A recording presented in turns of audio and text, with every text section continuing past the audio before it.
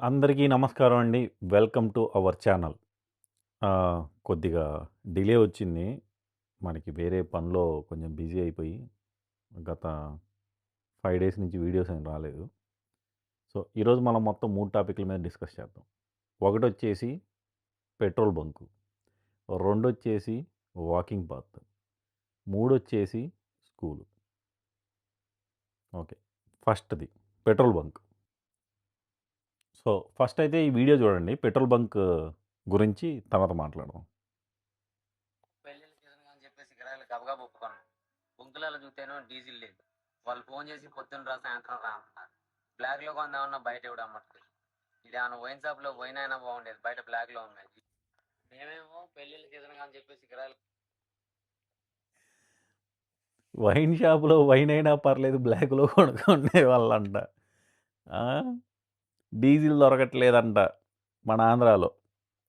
మళ్ళీ ఈళ్ళంట కోవిడ్ బాబు గారు ఉండుంటే మామూలుగా ఉండేది గాదు. అసలు ఆంధ్రాకి గూడా రానిచ్చేవాళ్ళు గాదు. కోవిడ్ అయితే అనేసి ఈళ్ళు ప్రగల్భాలు పలకడం.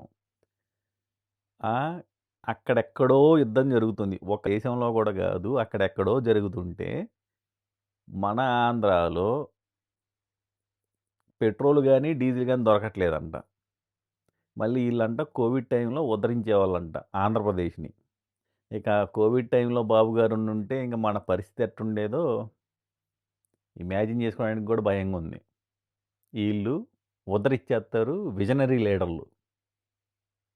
నెక్స్ట్ ప్రవేశపెడుతున్నాం. ఏంటిది? గవర్నమెంట్ స్కూల్స్ చూడండి. వీళ్ళు నారా లోకేష్ గారి పబ్లిసిటీ ఎంత పీక్స్‌లో ఉంటదో ఒకసారి చూడండి.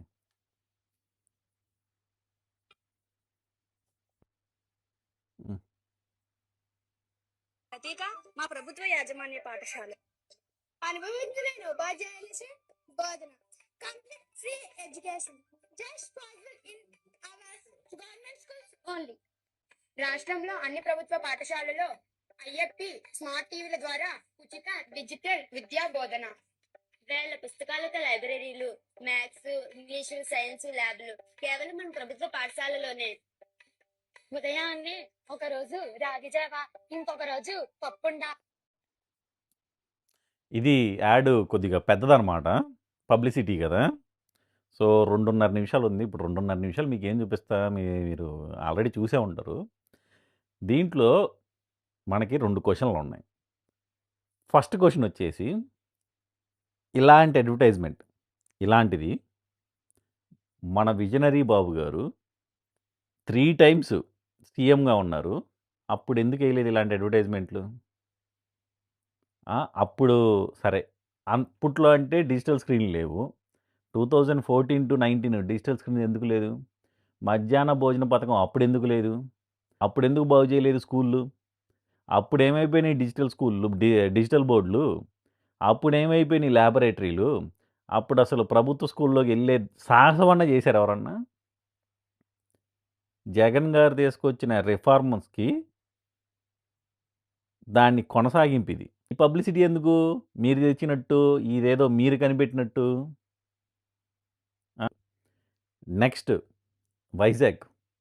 ఇదైతే అసలు హైలైట్ అనమాట. ఆ వీడియో కూడా చూడండి. ఆడుకుంటాము. ఎప్పట్లాగే డైలీ మార్నింగ్ ప్రాక్టీస్ కి వెళ్తుంటే గ్రౌండ్ లోకి అయితే అలౌ చేయట్లేదు. ఎందుకని అడిగితే ₹720 ఫీజు అయితే కట్టాలట. ₹720 ఫీజు అయితే కట్టాలట.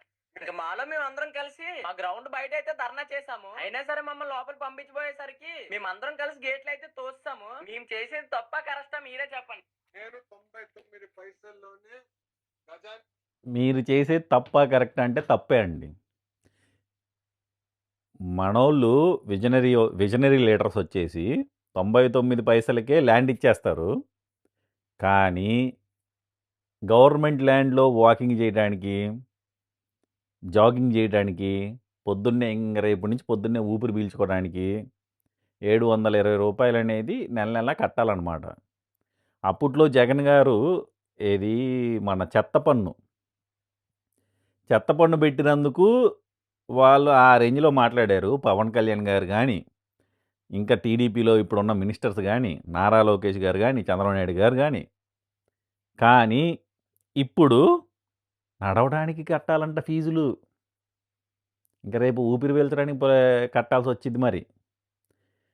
తప్పదు. ఎందుకంటే 99 పైసలకే మరి పెద్ద పెద్దోళ్ళకి ల్యాండ్‌లు ఇస్తున్నప్పుడు మరి చిన్న చిన్నోళ్ళం తప్పదు కట్టాలి మరి. అంటే బ్యాలెన్స్ అవ్వాలి గదా! అక్కడ డబ్బులు ఊరకిచ్చినప్పుడు ఇక్కడి నుంచి డబ్బులు తీసుకోవాలి. అది అదే కదా! మన బ్యాలెన్సింగ్ మన ఎకోసిస్టమ్ అన్నీ అంతే. ఒక దగ్గర పోతుందంటే ఇంకో దగ్గర రావాలి. సో, అక్కడ బోయింది ఇక్కడొస్తుంది. మనకి తీరింది. So, enjoy the walking. దయచేసి అందరూ ఈ వీడియో నచ్చినట్టయితే లైక్ చేయండి, షేర్ చేయండి, సబ్స్క్రైబ్ చేయండి. Thank you. మళ్ళీ రేపు కలుద్దాం.